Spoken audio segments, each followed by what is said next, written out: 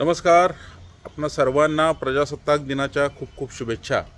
आज आपल्यासमोर हा व्हिडिओ घेऊन येण्याचं कारण म्हणजे आपल्याला माहिती आहे की गेले काही दिवस देशात UGCने केलेल्या नवीन नियमांवरून एक मोठा गदारोळ सुरू आहे. गेले 2-3 दिवस सोशल मीडियामध्ये आपण बघतोय, यूट्यूबवर असेल, फेसबुकवर असेल, माझ्याही विविध पोस्टवर विविध कॉमेंट येत आहेत की या विषयावर लिहा किंवा या विरोधात बोला. तर मुळात त्या विषयाचा अभ्यास केल्याशिवाय कुठल्याही विषयाचा अभ्यास केल्याशिवाय त्याच्या समर्थनात किंवा त्याच्या विरोधात बोलायचं नसतं. हा एक साधारणतः पायंडा असतो आणि त्यामुळेच गेले 2 दिवस मीही याच्यावर काही बोलत नव्हतो आणि काल अनेक जण यावर बोललेत. म्हणजे काल आपले मित्र सुशीलजी कुलकर्णी ॲनालायझरचे त्यांनी केलेले जे 2 व्हिडिओ आहेत त्यामध्ये तर अत्यंत डिटेल हा सगळा विषय मांडला आहे आणि मला आज त्याच अनुषंगाने मी देखील आज बोलणार आहे. मुळात UGCने हे नियम का केले, UGCला हे नियम का करावे लागले, तर सर्वोच्च न्यायालयाने म्हणजे मुंबईत झालेल्या एका दुर्दैवी घटनेच्या वर सर्वोच्च न्यायालयामध्ये एका विद्यार्थिनीच्या संदर्भाने सर्वोच्च न्यायालयात एक याचिका दाखल केली होती आणि त्या ज्या वकील आहेत, मला त्यांचं नावही घ्यायचं नाही. खरं तर ही अशी लोकं असतात ना, म्हणजे ही साधारणतः डावीकडे झुकणारी डाव्या विचारसरणीची जी लोकं असतात, ही अशा घटनांच्या माध्यमातून याचं राजकारण करून हिंदूंमध्ये कशी फूट पाडता येईल याची एकही संधी सोडत नाहीत. आणि ह्याचं हे उत्तम उदाहरण आहे.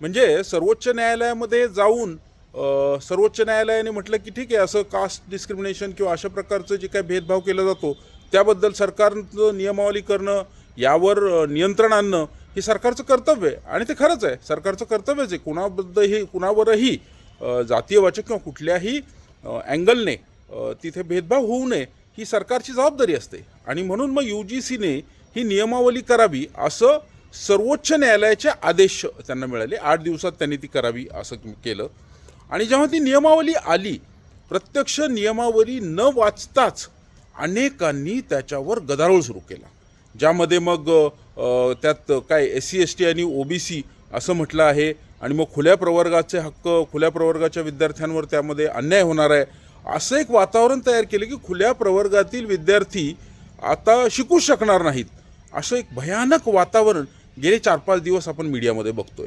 अनेकांनी त्यावर लेख लिहिले. कुणाचा अभ्यासपूर्ण काही मुद्दा असेल तर नक्की त्याने तो मांडावा आणि त्या मुद्द्यात तथ्य असेल तर तो आपणही सगळे मिळून त्या विरुद्ध लढू. पण जे नाहीच, मुळात तिथे नाही साप म्हणून भुई धोपटायचे प्रकार जे आहेत ते सध्या सुरू आहेत. ते कसे, तर आपण एकूण नियमावली बघू. एकूण नियमावलीत काय म्हटलंय की ठीक आहे, डिस्क्रिमिनेशन करता येणार नाही, whether it is SC ST OBC यांच्यामध्ये कुठेही डिस्क्रिमिनेशन करता येणार नाही. पण त्याच्या आधी त्या नियमावलीत असं देखील म्हटलंय की कोणत्याही प्रकारचं, मग ते दिव्यांग म्हणून, मग एखाद्याला अगदी त्याच्या शारीरिक व्यंगावरून, त्याच्या रंगावरून, त्याच्या जातीवरून, त्याच्या जन्माच्या ठिकाणावरून, त्याच्या अशा विविध प्रकारे, म्हणजे हे फक्त SC ST OBCंनाच लागू आहे असं नाही आहे. खुल्या प्रवर्गातल्या एखाद्या विद्यार्थ्याला जरी अशा प्रकारच्या एखाद्या डिस्क्रिमिनेशनचा त्रास होत असेल, त्याला तो अपमानजनक वाटत असेल, तर तो खुल्या प्रवर्गातला विद्यार्थी देखील या नियमांनुसार तक्रार करू शकतो. तसाच हा SC ST OBC मधला विद्यार्थी देखील त्याला झालेल्या अपमानजनक वागणुकीबद्दल तो कंप्लेंट करू शकतो. बरं, आता कंप्लेंट झाल्यानंतर काय होणार आहे? कंप्लेंट झाल्यानंतर लगेच त्या विद्यार्थ्याला उचलून जेलमध्ये टाकलं जाणार आहे का? असं होऊ शकतं का? तर असं नाही आहे. तर त्याची कंप्लेंट करण्याची जी कमिटी आहे, समिती आहे, ती समिती ही 10 लोकांची समिती असणार आहे. मग या 10 लोकांच्या समितीचे प्रमुख कोण आहेत?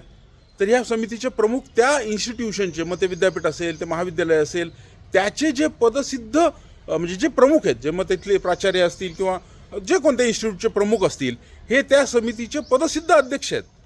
मग त्यामध्ये नॉन टीचिंग स्टाफ आहे, टीचिंग स्टाफ आहे, अशी साधारणतः 5 लोक. म्हणजे आपल्याला सांगितलं जातं की हो फक्त SC ST OBC असणार, असं नाही आहे. खुल्या प्रवर्गातील लोक त्या कमिटीत नसणार आहेत असं मुळीच नाही आहे. त्यामुळे सगळ्या प्रकारची 10 लोक या कमिटीमध्ये असणार आहेत. त्या कमिटीसमोर ती तक्रार केली जाणार आहे आणि त्या तक्रारीत तथ्य असेल, त्याची तथ्यावश तपासून मग ती कमिटी तिचा निर्णय देणार आहे. त्यामुळे लगेच असं काहीतरी झालंय की आता आभाळच फाटलंय आणि ज्या प्रकारचं वातावरण केलं जातं, मुळात काय, मी जे सुरुवातीला म्हणालो की ह्या डाव्यांचा कधी कधी असं होतं की आपल्या वागण्यातून आपल्या भूमिकांमधून आपण त्यांना काय पाहिजे तेच घडवत असतो. इथे SC ST OBC वेगळे केलेत आणि मग खुला प्रवर्ग, मग सवर्ण आणि इतरांमध्ये भेद, हाच भेद त्यांना हवा आहे जो आज आपल्या भूमिकांमधून आपण घडवून आणतोय. असं मुळीच नाही आहे की कुठल्याही प्रकारे खुल्या प्रवर्गातल्या विद्यार्थ्याच्या विरुद्ध तक्रार दिली की त्याचं शिक्षणच बंद होईल किंवा त्याला पुढे शिकताच येणार नाही, मग ती तक्रार खोटी असेल तर खोट्या तक्रारी करून मुलींना त्रास दिला जाईल वगैरे वगैरे. अनेक कथा गेले 2-3 दिवस मी ऐकतोय, पण यामध्ये तथ्य नाही आहे. जर यात 1% जरी तथ्य असेल, तुम्ही एक मुद्दा प्रूव्ह करून दाखवा की नाही असं आहे आणि यामुळे असं होईल, डायरेक्ट तक्रार दिली की ती मुलगी किंवा तो मुलगा खुल्या प्रवर्गातला शिकूच शकणार नाही, असं कोणीही सिद्ध करू शकणार नाही. कोणी सिद्ध करणार असेल तर मी माझी भूमिका मागे घेऊन तुमची माफी मागेल, पण उगाच साप म्हणून भुई धोपटू नका.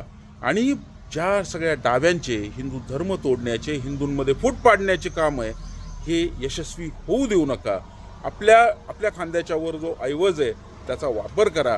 कुणीतरी लिहितंय, कुणीतरी सांगतंय म्हणून फक्त विरोध करायचा आणि मग काय भारतीय जनता पक्षाला हेच राहिलं नाही असं नाही आहे. वर बसलेले लोक देखील विचार करणारे आहेत आणि निश्चित रूपाने त्यामध्ये काही बदल जर का असतील, कुणाचा जर चांगला सल्ला असेल ना, नक्की मला काल काही लोकांनी मला विनाकारण काय किती चाटणार आणि किती काय काय अशा कॉमेंट केल्या. अर्थात मी निगेटिव्ह कॉमेंटकडे लक्ष देत नाही, पण तुम्ही कशासाठी, तुमच्याकडे काही सोल्युशन आहे का? तुमच्याकडे जर एखादा प्रॉब्लेम आहे आणि त्याला तुम्ही सोल्युशन घेऊन आलात तर त्यावर चर्चा करता येईल ना.